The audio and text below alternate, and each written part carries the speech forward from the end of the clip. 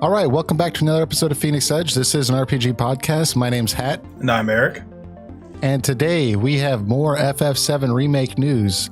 More recent job posting, but there's a lot of information we can pull out of there to see what the current state of the FF7 Remake is in. So we're going to go over that. And then also Dualshockers, they recently did a lengthy interview with the Dragon Quest producer, and they gave insight on why the West is not getting the 3DS version, why the wait for the Switch version is so long, but also some really positive stuff about this game that we want to talk about. And then also separately announced there was a Dragon Quest VR game that's coming soon, and we're going to talk about our opinions with VR gaming in general. And then in addition to that, Final Fantasy 14 has a 4.3 update. Eric has some information regarding that, kind of his impressions and his general thoughts.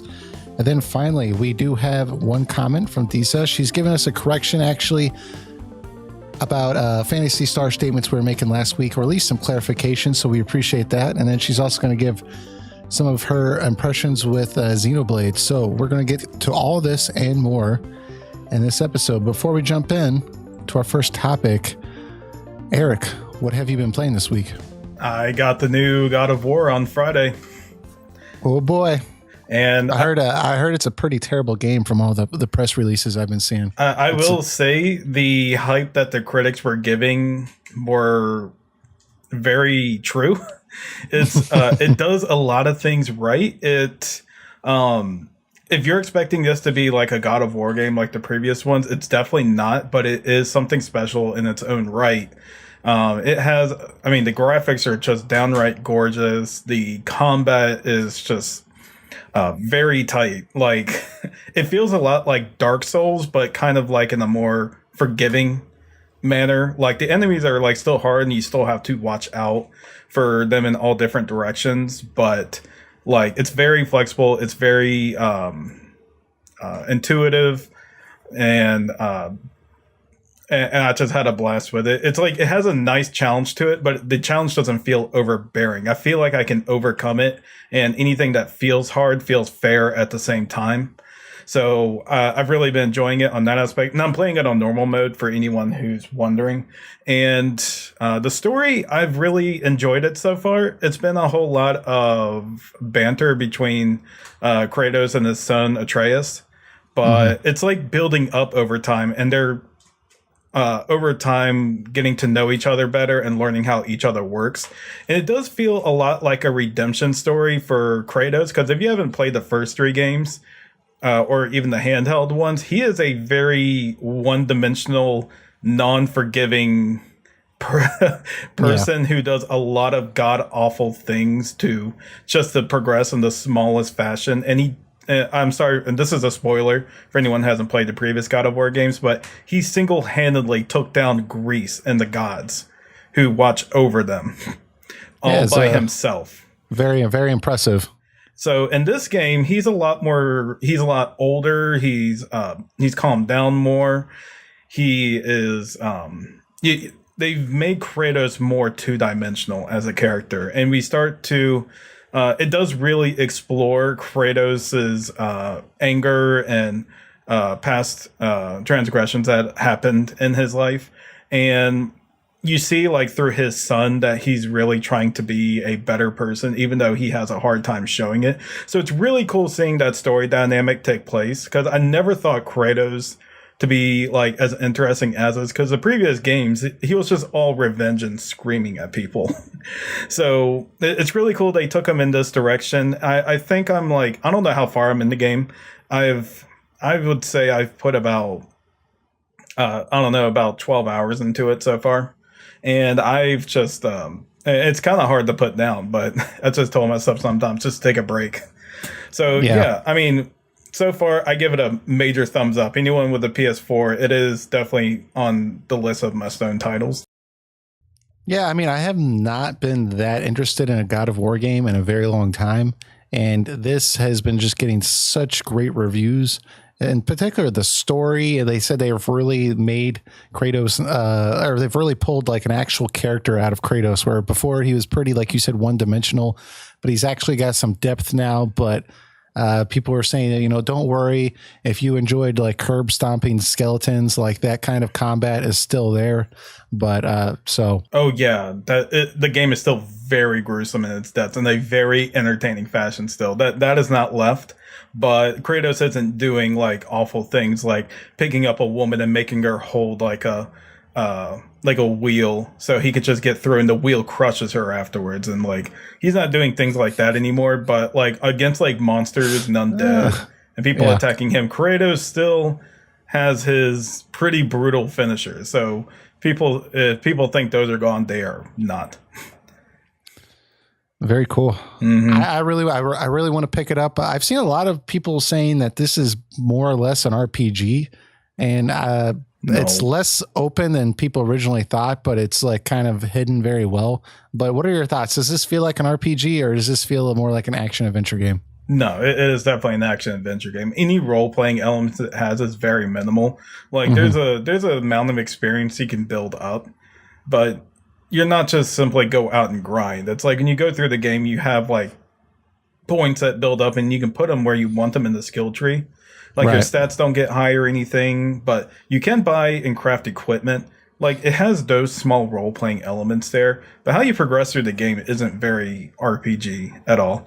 And it's kind of hard to say because a lot of games today incorporate some kind of role playing elements into it to like more pad the game. So I really wouldn't go as far to call it an RPG, but to say it has RPG elements in it is, I mean, that's true.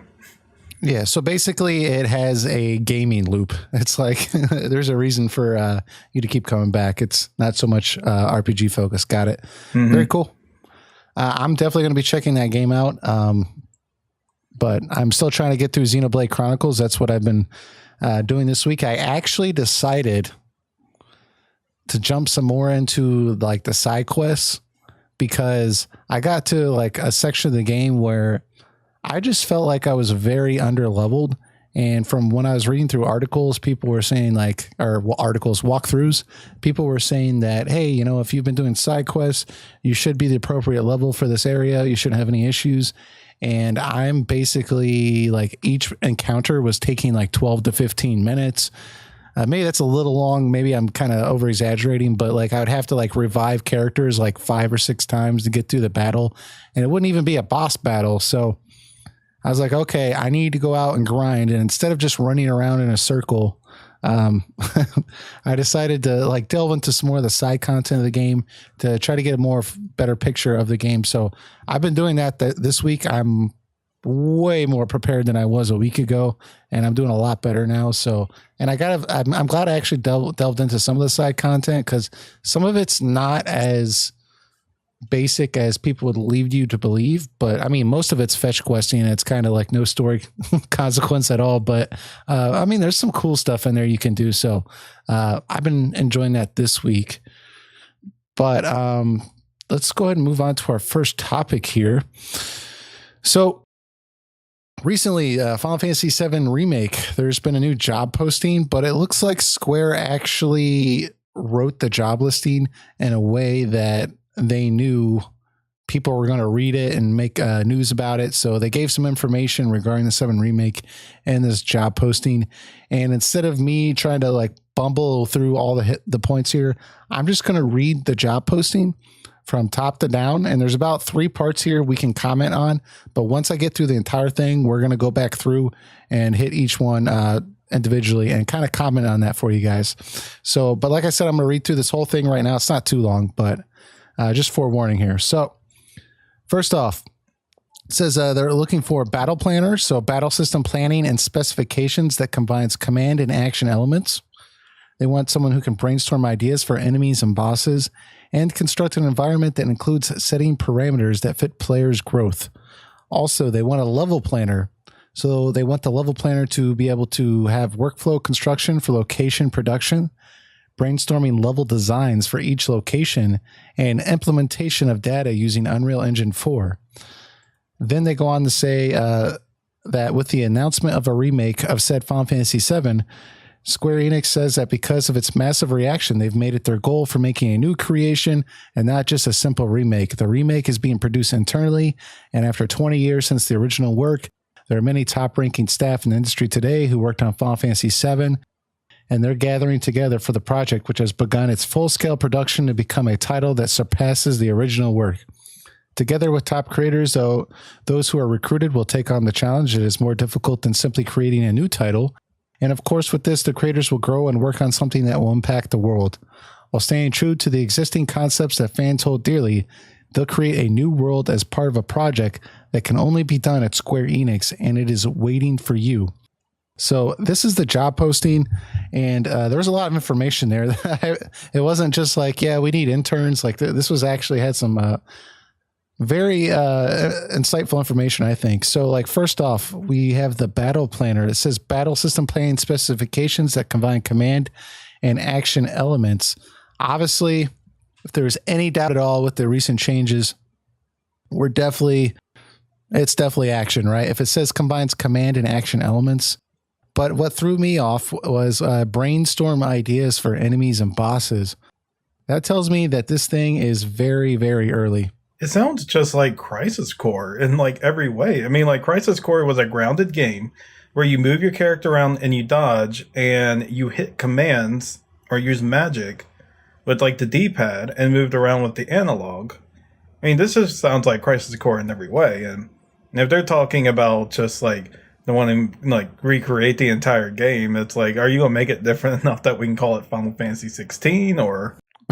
Well, I've thought about, would they do that? Just like come out with an announcement, and it's like just like they did with Final Fantasy Versus 13 and 15. It was Final Fantasy 7 Remake. Now it's Final Fantasy 16. But I don't know. Final Fantasy 7 has a lot of recognition, so I think they'd be losing if they did that. But I guess it's possible. But yeah. I don't know. That's pretty crazy, though, that with me anyways, that they're saying they need someone who can brainstorm ideas for enemies and bosses. I guess all the enemies haven't been developed, so I guess that makes sense. But construct an environment that includes setting parameters that fits player growth. I mean, I felt like I thought they pretty much had the battle system pretty much worked out by now to some degree. It sounds like, I mean, they already have their gallery of bosses that can use from the previous game. But obviously, since it's a different combat system, they have to do different things to accommodate that combat system. So when you get like, let's say like the Midgar Zolom, the big snake that you have to get past, like they have to make something. If they're going to make it just like it, they have to make something that is very hard to beat unless you're like very skilled or have the right gear and stats for it, and have to make a whole move set for that, because they can't just simply do what they did in FF7 and copy and paste and call it a day. They can do that for the assets of the boss, but I think you have to make completely different mechanics for them. Yeah, I agree, man. I mean, I think it's like I can see the need for it. I can see why they need this. But to me, I'm just looking at this like, okay, like this is very confirming. Like before, it was kind of speculation how far along they were in the development process. But the fact that they're recruiting a battle planner to do things like brainstorm ideas for enemies and bosses, and construct an environment, setting parameters that fits player growth, I'm just like, oh man, this thing's pretty. It really does fresh. make me think how far they are. Because like I said in one of our previous podcasts, I do think that there are, through the development to a particular extent, and they're just hiring more people to help push it forward. But the way they word it here, it sounds like they haven't even gotten like stuff thought out yet. And that's kind of what I was getting at. Yeah. Well, let's look at level planner. They said workflow construction for location production. I know like, you know, they probably don't have every area in the game developed, but workflow construction for location production, and then brainstorming level designs for each location. Oh, that makes me cringe when I read that, because I'm just like, oh my God, this thing's not very far along at all. Maybe they've been focusing. I want to say maybe they've been focusing on Kingdom Hearts 3, but like I know there's different teams working on these games. So I don't know. I mean, I wish they would just come out and say and admit, they were like, we apologize. We we announced this game way too early. I mean, all we had was a concept, and Tetsuya Nomura didn't even know he was directing this yet. So he saw that, and I would respect them more if they just came out and said, we announced it too early. The release date is not definite right now. It is in fact something that is coming out, but we do need more time for it. When we have more information, we'll let you know. But I could respect that, but no, they're still treating it like it's something that's coming out this year. Yeah, I think because even in the third point here, it says implementation of data used in Unreal Engine 4. I'm just looking at this like it seems like it was. I'm not saying it's going to be a train wreck game. It might be a great game. But with me, my only anxiety is how long it's going to take for this thing to come out.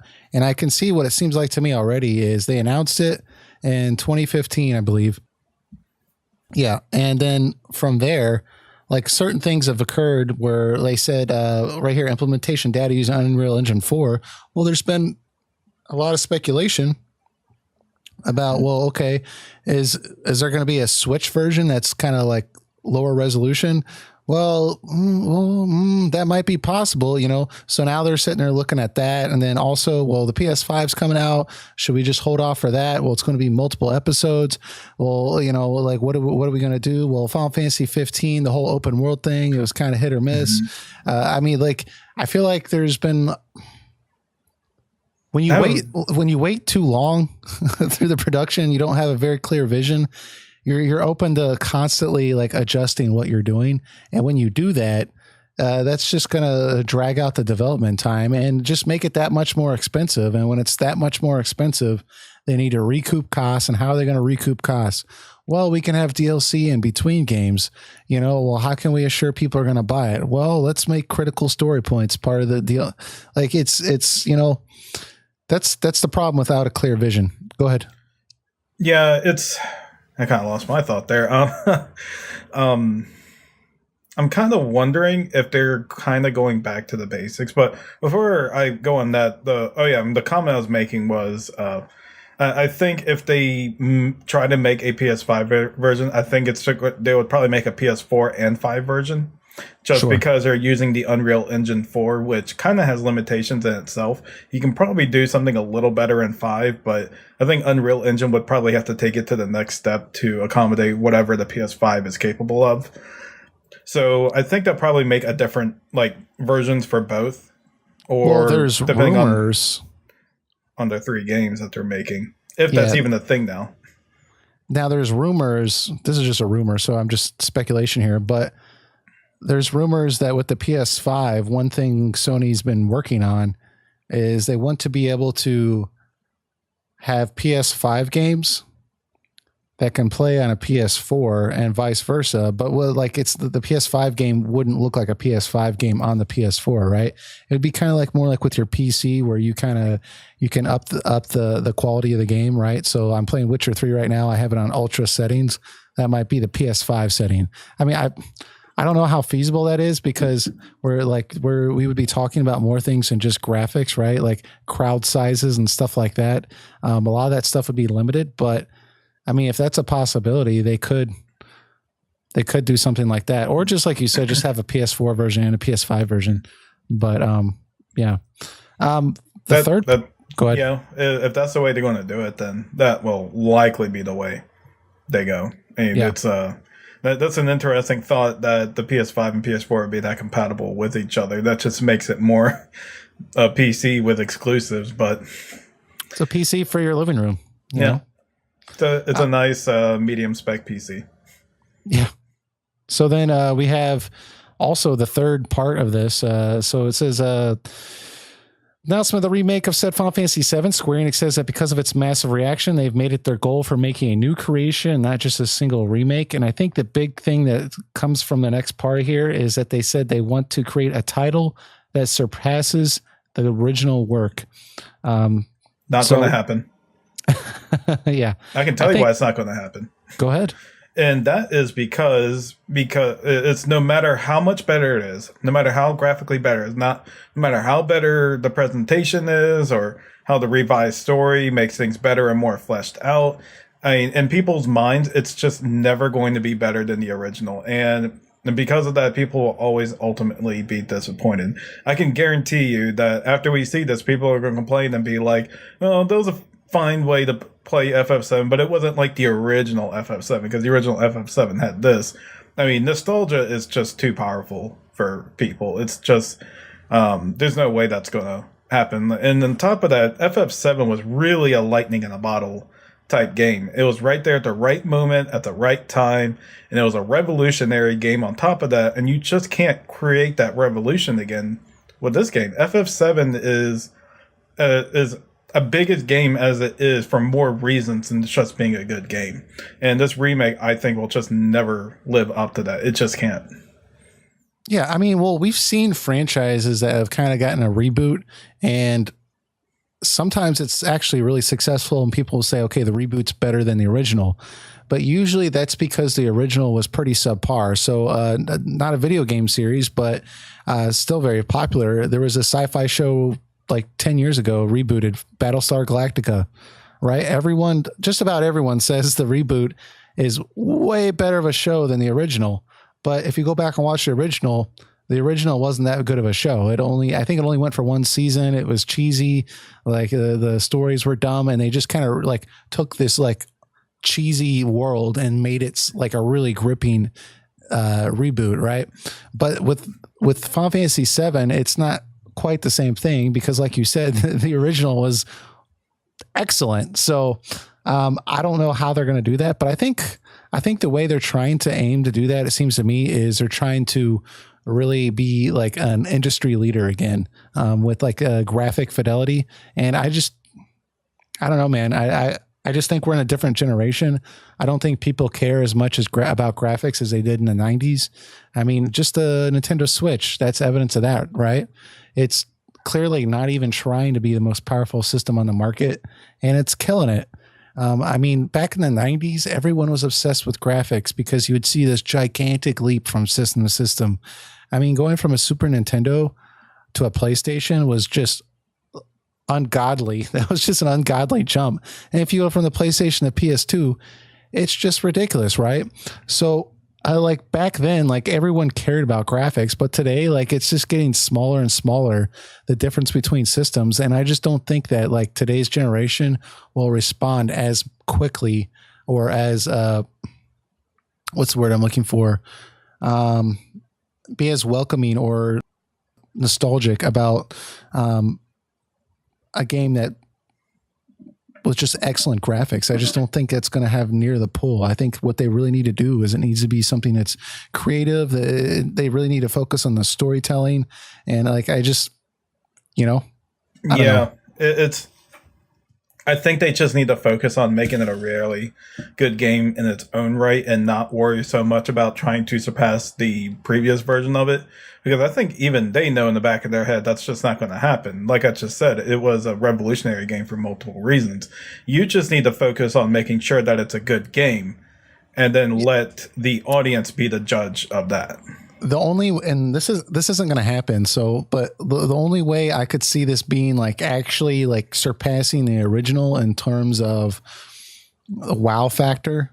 And there's a lot more to Final Fantasy VII besides its graphics when it came out, right? But like as far as immersion purposes, is if they somehow came out with Final Fantasy VII VR, which they're obviously not going to do. Like the technology's not there for that size of a game for VR. It would be massively expensive. But that's the only thing I'm thinking. Like, okay, if this came out and this was a VR game and it was like one of the first ones where like it was actual full RPG, I mean, then okay, like maybe like this might leave enough of an impression to maybe surpass the original and go even higher with maybe like 30 million copies sold or something crazy like that. But VR is nowhere near where it needs to be. So yeah, just like you said, if they could just focus on just making a good game and not worry about surpassing the original, I think. I'm just thinking of myself as Cloud right now, holding the black materia in my hand, like with a VR controller, and it's like hand black materia to Sephiroth. I'll be like, how about I mean, if I don't, then, I could just, roll credits right there. And it's like, no, it's going to make me do it. So just pull your hand out of the controller and give it to him. Yeah, it's like, no, I'm not going to do it. How about that? Roll I don't know. credits. I feel like the date with Barrett would be even more awkward, right? If you went on a date with Barrett, it'd just be like, why are we just sitting Barrett here? on the shoulder, tell him it's gonna be okay. Don't worry, I know the end, and you'll make it. But let's see. Let's see if there's anything else here. Together with top creators, those who are recruited will take on the challenge. It's more difficult than simply creating a new title. And of course, this creators will work on something that will impact the world. Wow. Okay. Well, Square, you've put one hell of a expectation on everybody for this game, and it's interesting.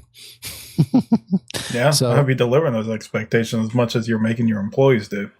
Yeah, so that's the big takeaway for this is basically that it seems like they're just starting the game out. The battle planner, they're hiring battle planners to brainstorm ideas, construct environments, setting parameters that fit player growth. They need level planners to brainstorm level designs, implement using Unreal Engine 4. Well,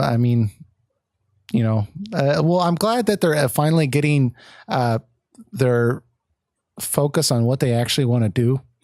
Right? Because it seems like when they first announced the game, everyone thought, okay, well, this is going to be a standalone game. And then they came out later and were like, well, it's going to be episodic. And then they came out later and they're like, well, now it's going to be like this AAA top tier game. So, I mean, now at least they're focused on, okay, let's make one of the most amazing games of all time. At least they have like a goal, right? So, but that's all my thoughts on that. That's just about as much as my thoughts also. I just acknowledge this is not going to come out till past 2020.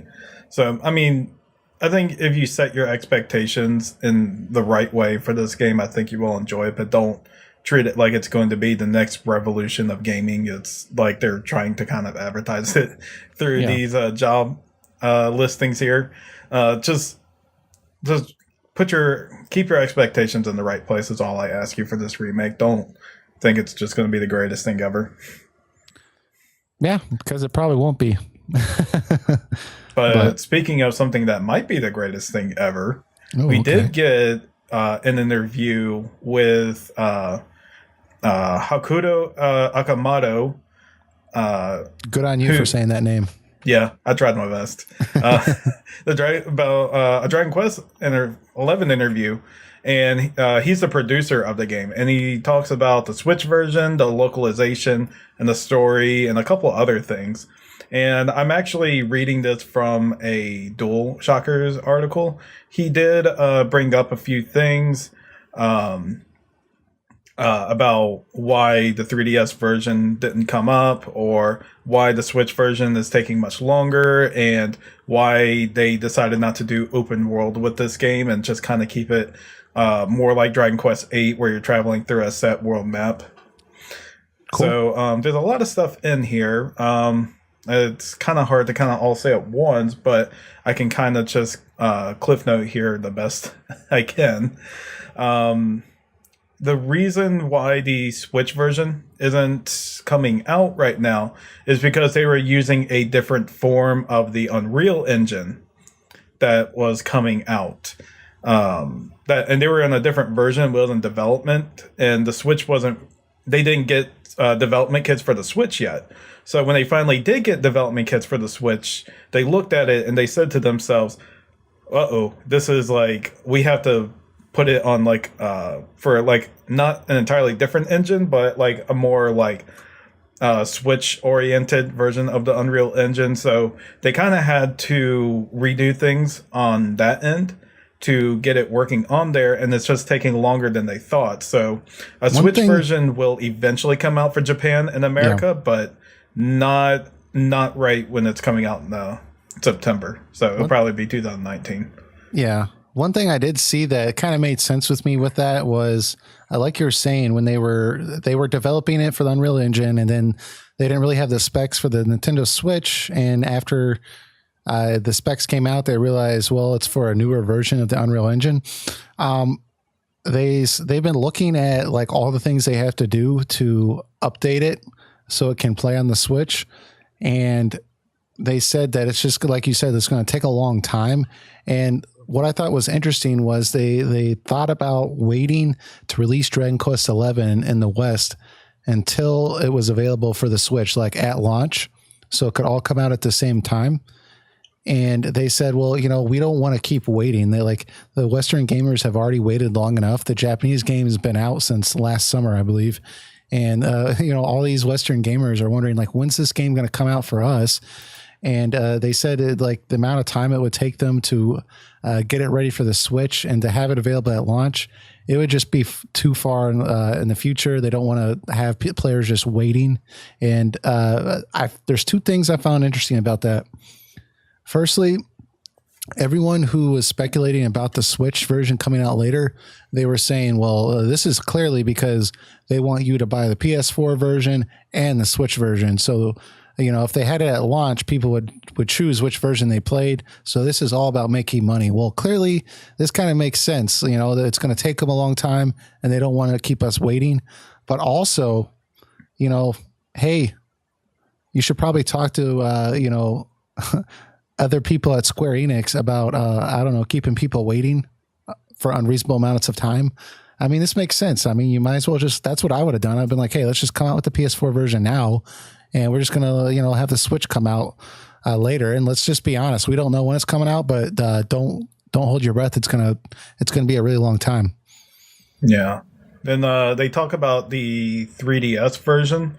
And it's kind of what they were saying before, and he's just kind of reiterating it again. It's like the console versions will just probably do a lot better. The 3DS is kind of like at the end of its thing. And they mentioned that it's been 13 years since a console Dragon Quest came out, like in America also. So it wants to get one out there. And I think it would take much longer if they were doing both the all three, PS4, PC, and 3DS at the same time. So they just wanted to really get it out there, is from what it sounds like, which makes sense. Like I said before, I'm disappointed the 3DS version didn't come over. Yeah. But I do understand on a business side why they decided not to do it. I mean, the 3DS is at near the end of its life cycle. I think it's got a little more punch at 2019, but I really don't see the console coming out past that. And to get that localized, I mean, it's not easy. It's there's a lot of text you have to translate, and you can't simply just translate the PS4 version text over to that. I mean, it's sure you have to translate everything from itself. So likely they would get Nintendo again to do it, and that probably costs more. And they think to themselves, is this worth bringing over? And they probably just bounced it out and said, no, it's not. The PS4 and PC version will do.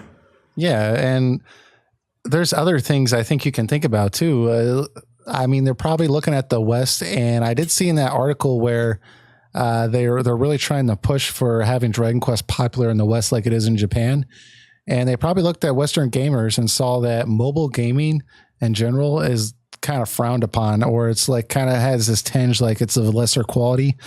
And I did see somewhere where another consideration they had for releasing it on the 3DS in Japan was that the DQ series has been, around 31 years now, and people are very nostalgic about it.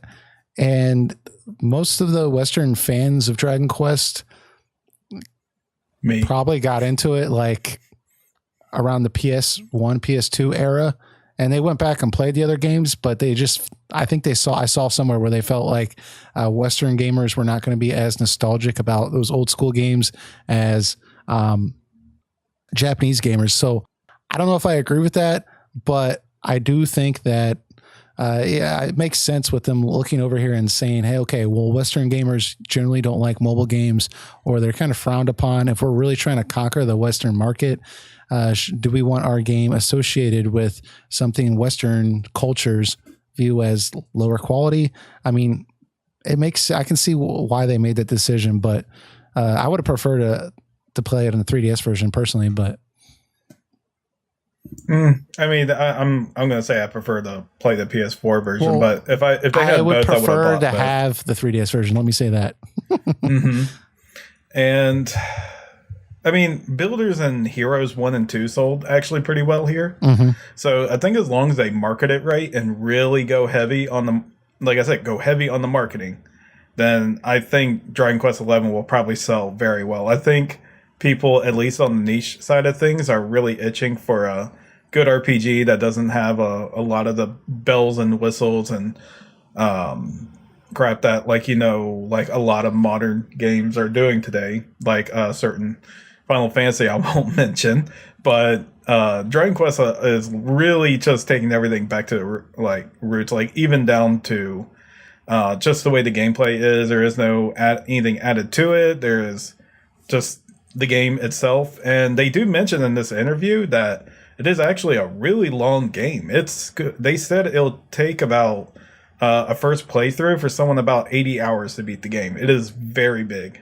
I think they said 80 to 100, which I guess if you do the side quest, it's probably 100. Oh, okay.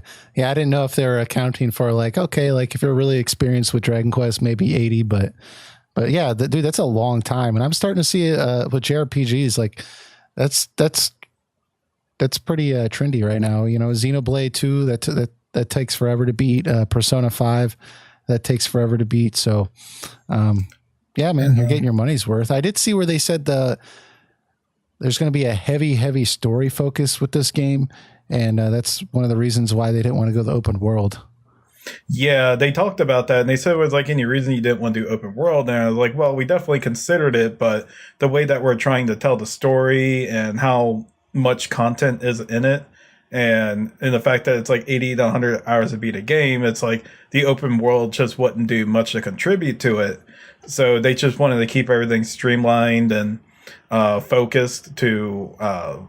They said they wouldn't rule out the possibility of Dragon Quest becoming open world in the future, but for what they had set and designed for DQ11, that for this game itself, that an open world would not be appropriate for it.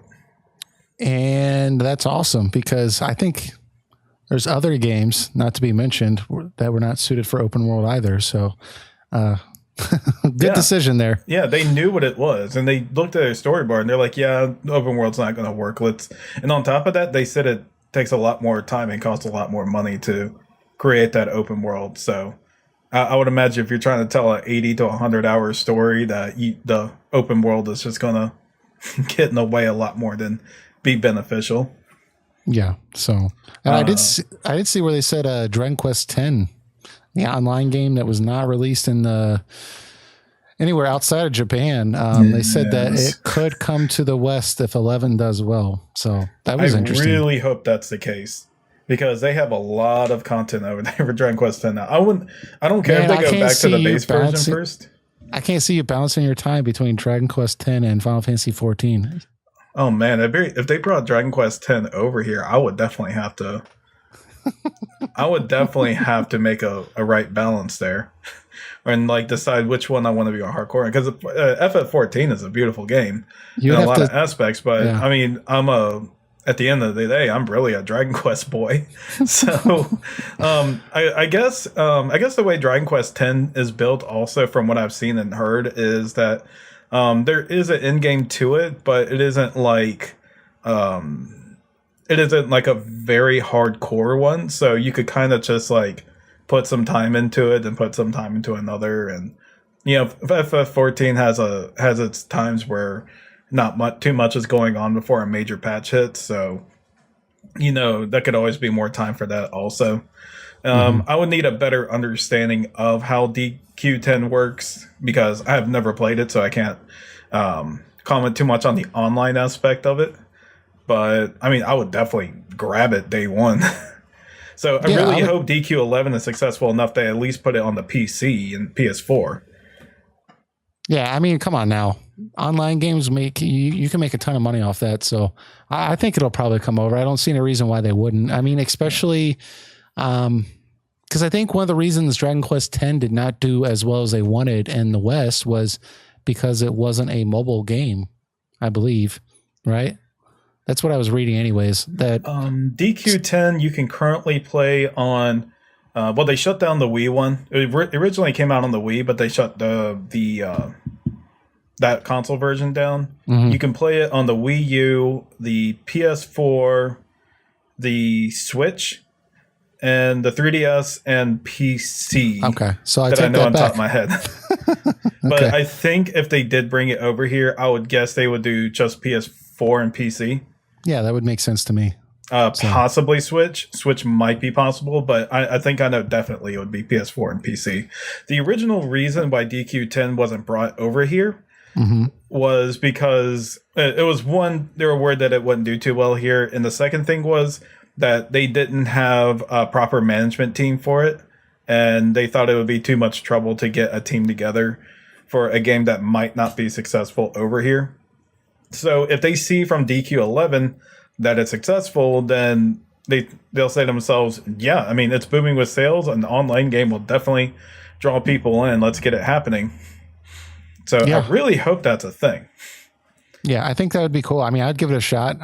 Like I said, I'm usually don't go too hardcore with online games, but I'm definitely willing to give it a shot if it comes out.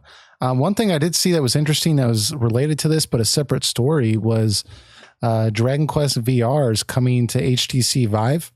However, I thought that was a really cool idea, but apparently it's only going to be available in Tokyo at a VR zone facility. But I was reading up on it, and it's actually kind of cool because the original article states the space required for this area is going to be 20 by 12 meters, which is like, I looked it up, that's like 65 by nearly 40 feet. So that's pretty large area, but the game's going to put you and 3 other players. So live people in a party of 4. You have warrior, monk, wizard, and you're going to go defeat the Dragon Quest III's villain Zoma.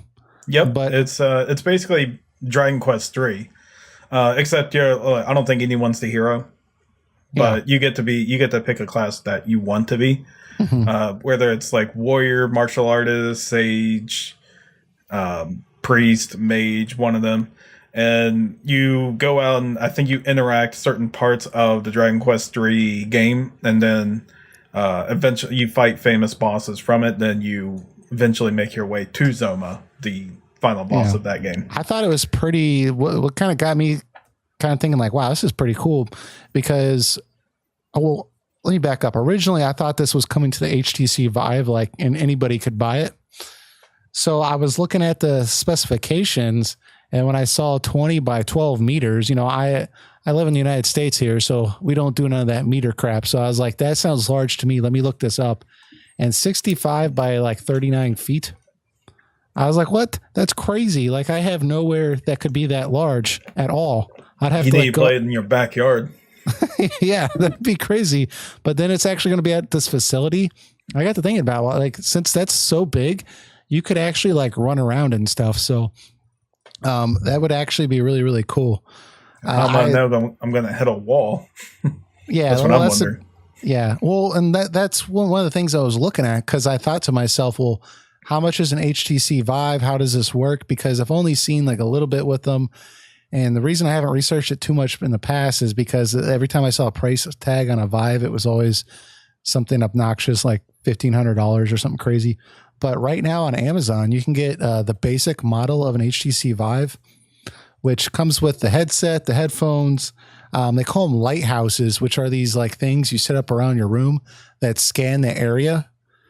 So like if you go past the lighthouse, like you're not in the game anymore, right? And then there's something else too, the controller that you can use in your hands, that, when you raise your hand, that your hand in the game will raise.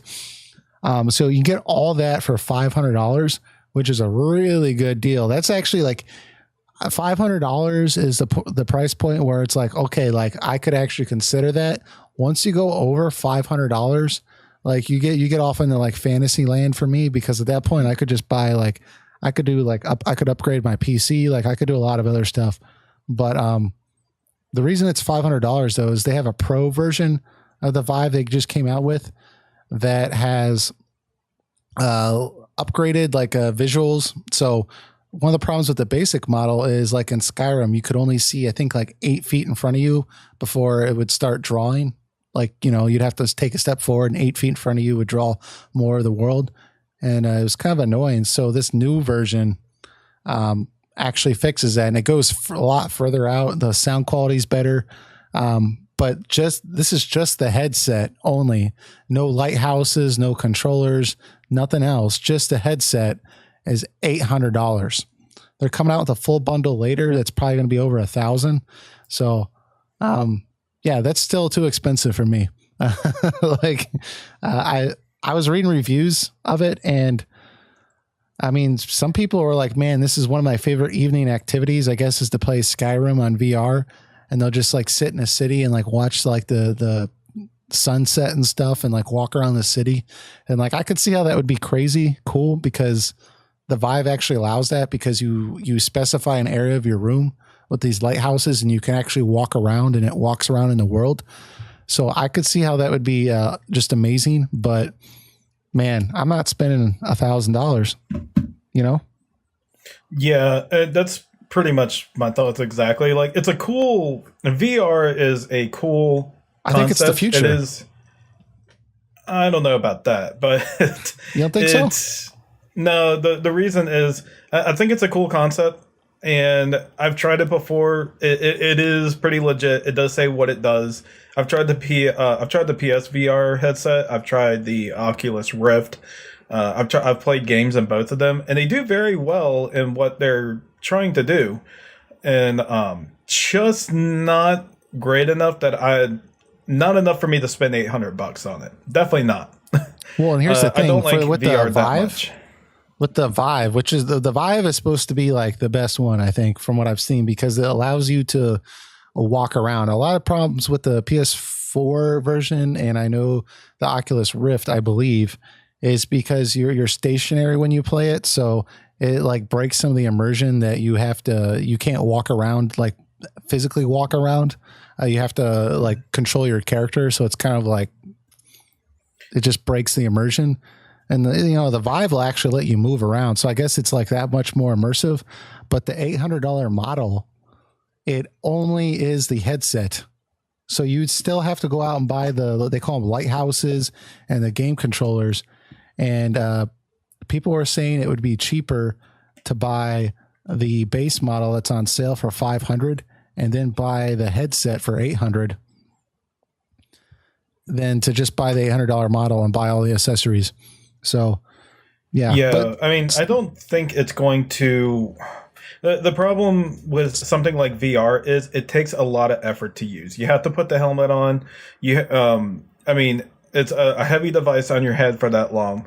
And even myself, as someone who takes in a lot of gaming time and willing to do it in any way, it's like even putting that VR headset on, I felt like after 15 minutes, I needed to take it off and like rest my head for a few minutes before I put it back on. It kind of reminded me of my days of playing the Virtual Boy, where you just put it in, you see nothing but ready, take it out. It's not that bad. Yeah, it won't give you like headaches or anything, unless you're prone to headaches easily. The VR headset won't do it.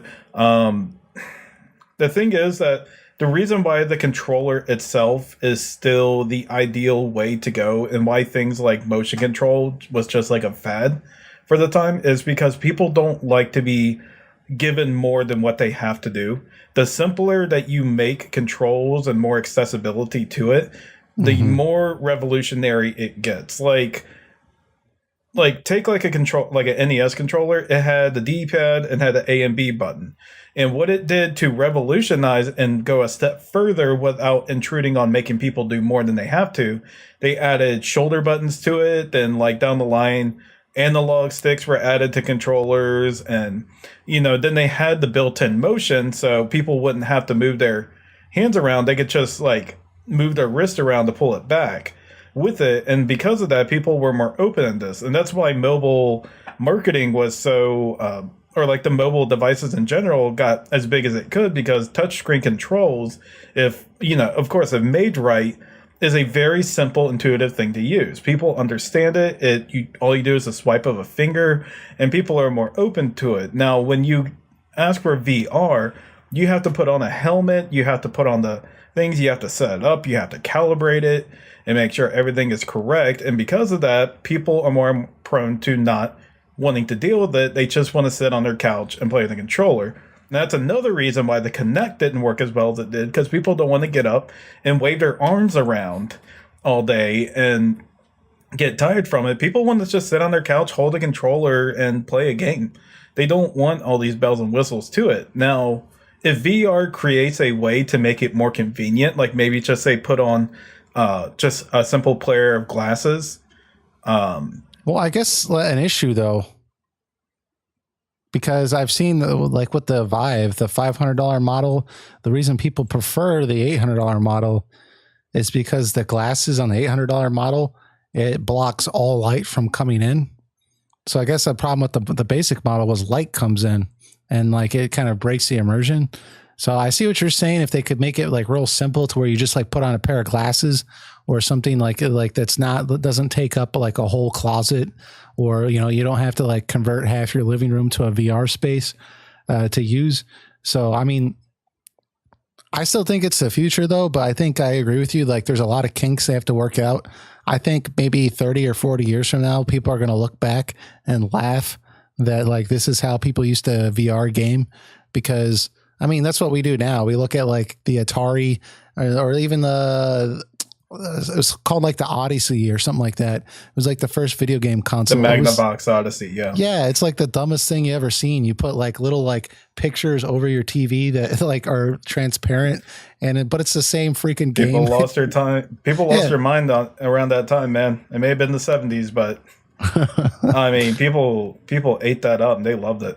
Yeah, it's just you're just moving a light around a screen. It's like now you're in a house, and it's like no, you just put something on the screen. Yeah. So you know what I think is going to actually be revolutionary? I mean, VR can possibly be. I think augmented reality is going to be revolutionary because Google is already developing augmented reality glasses now. Imagine, and they already have. Microsoft is making augmented reality technology. Okay, where so they had a Minecraft board. What's the difference between augment and virtual reality? Augment reality is when you still see everything in the room, but images and projectiles you can see. Oh, like, up here in your room. Okay.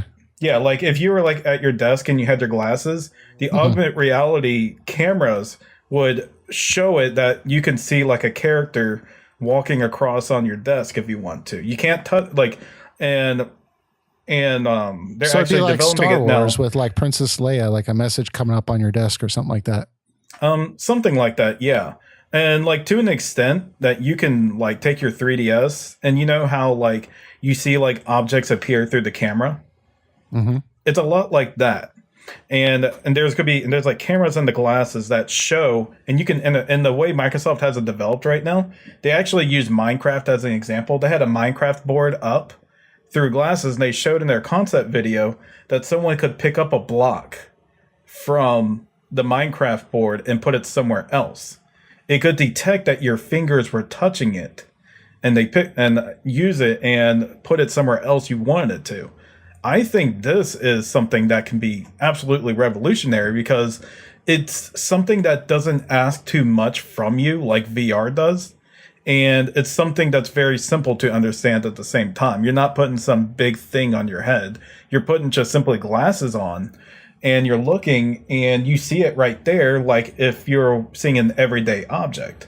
So it doesn't hurt your head so much, at least that I'm not aware of. I don't know the science behind it, but I would imagine that it doesn't hurt your head that much.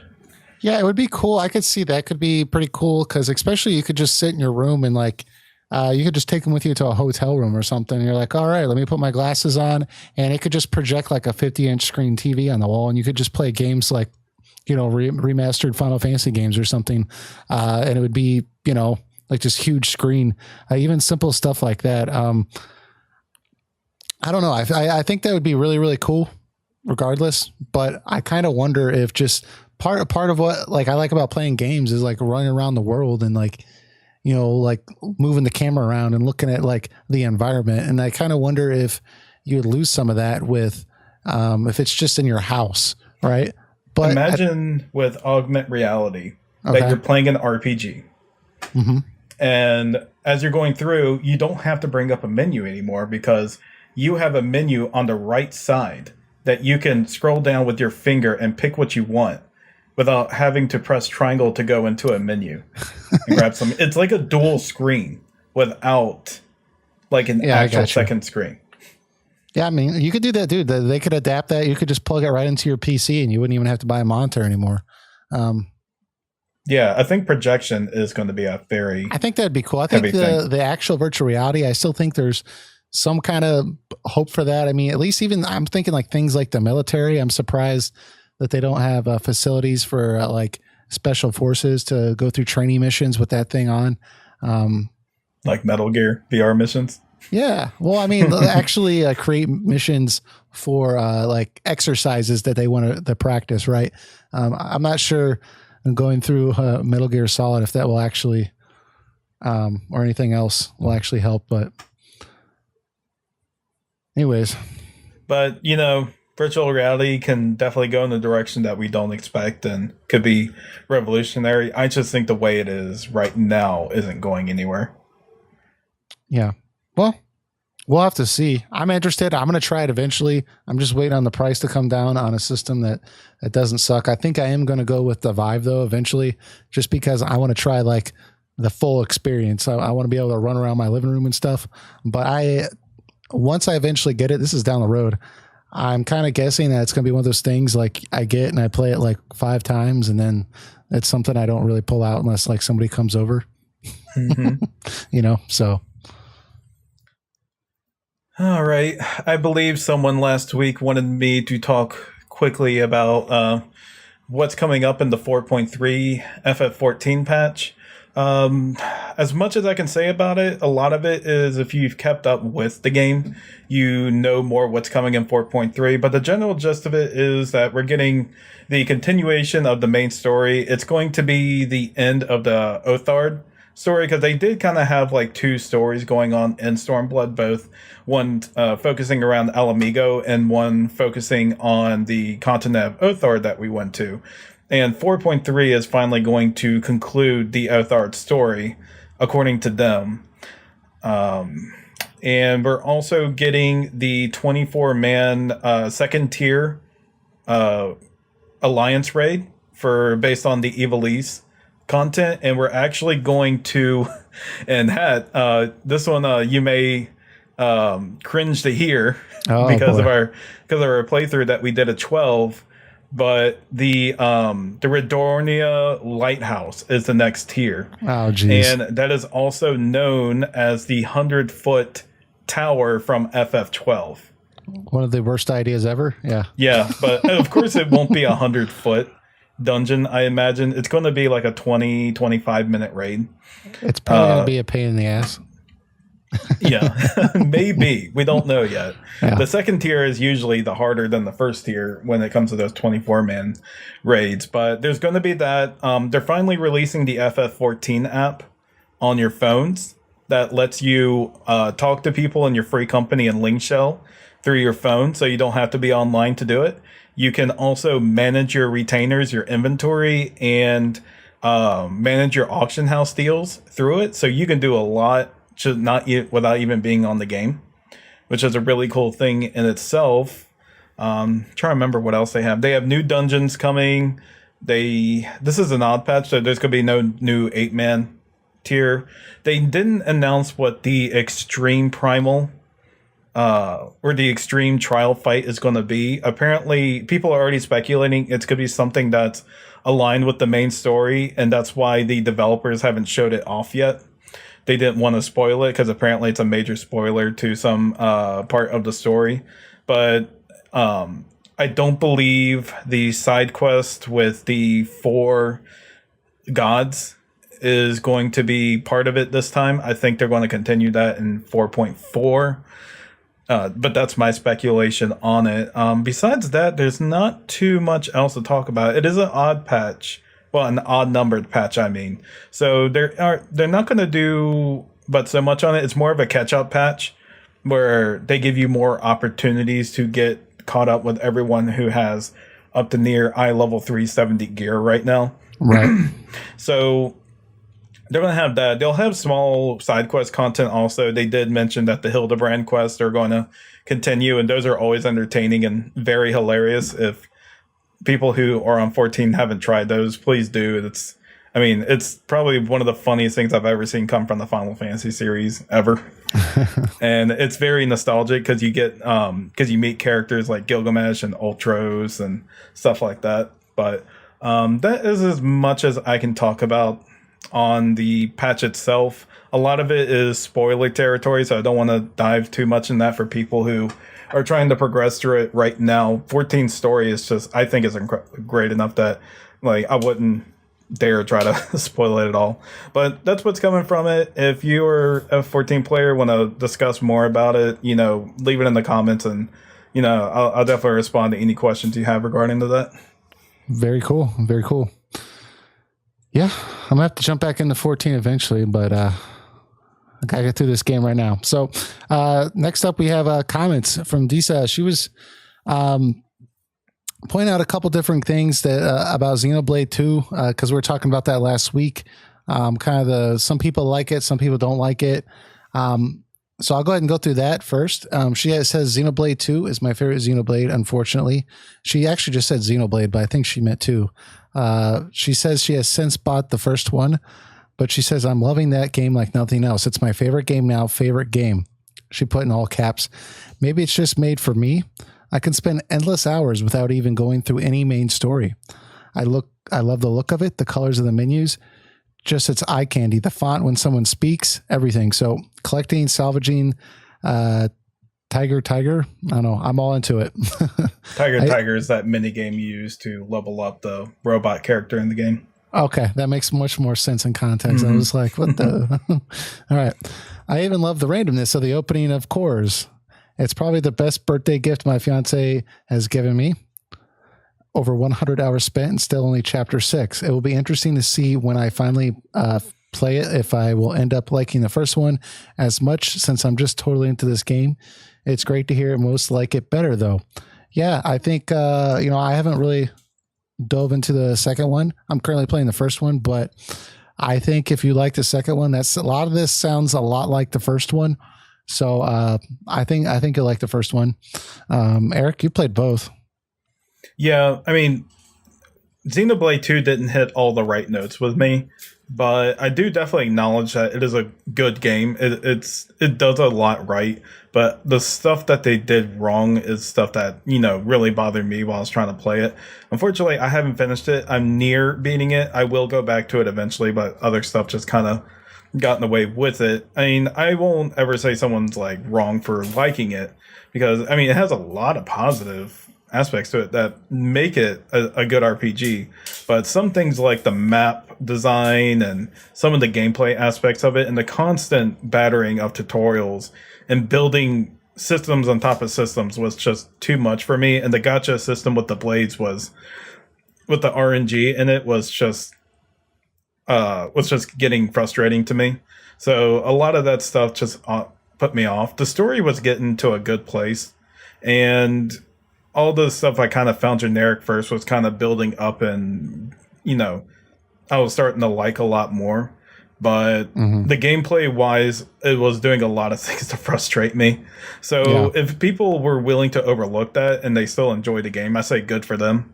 But I will say, like I said last time, Xenoblade 1 is my favorite. I would put Xenoblade 2 next, and I would definitely put Xenoblade X in third. Very cool. Yeah. So there's that. But she also said last week, well, first off, let's preface this. Last week, we were talking about the Sega Ages collection coming to the Switch over the summer. And there was a lot of speculation I was seeing online about which Phantasy Star game is going to be in the collection, if all of them will be in there, because the only game it really confirmed as far as RPG goes that I saw was Phantasy Star. They didn't say second, third, first, or fourth. So there's some speculation about whether or not the fourth one would be in there, because sometimes these collections will omit the fourth one. And so she's saying, I'm not sure what you mean about Phantasy Star 4's omission from collections. Which ones? Because she's pointing out that she has it on the PSP and also the Vita, and she's thinking about getting it on the PS4 and PS3. This is for Phantasy Star 4. I'll stop right there. She has more to say, but actually respond in the comments. I actually did not know it was that readily available. I haven't looked it up on Steam, and you can get it on Steam too, Phantasy Star 4. But in the past, on the Game Boy Advance, that collection, it was only 1 through 3. On the GameCube, I believe, did not have the fourth one on there. And then also the PS2 collection was missing it. Yeah, let me rephrase what I was saying about that. I was mostly referring to 360 before that. Probably should have made that clear. And a lot of times they didn't include the fourth one, like you said, in the Game Boy Advance collection. And in the 360 version, they did something weird that you had to do to unlock the game to play it, which was off-putting because you paid for the thing. You want everything that's listed on there. I don't know why they would hide it from you or make you play another game that you might not want to play just to get that one. But Sure. I have heard that the 4 has been more readily available on other consoles and platforms, so it's not hard to get with. If you have anything like a PC or a PS4 or any of the latest consoles, you can get the game in that way. And of course, like I said before, Phantasy Star 4 is a fantastic game. If you're looking for like an old school RPG that doesn't feel dated or anything like that, Phantasy Star 4 is definitely a good choice to pick from. Sure. She also says if it comes to the Switch, I'm very in. I'm for sure getting the first. I think she means the first Phantasy Star. She said she thinks it looks less dated than Final Fantasy 1. But maybe that's just what I'm used to. I love the second Phantasy Star also. It's the first time I truly got into the grind when I got it on the PSP. I had a GamePax guide printed out, just pages upon pages. LOL. She laughs there. I remember those days of just, I remember playing Final Fantasy, it's for the Game Boy, Final Fantasy Legends 3 or something like that it was called. I remember doing Saga. that. Yeah.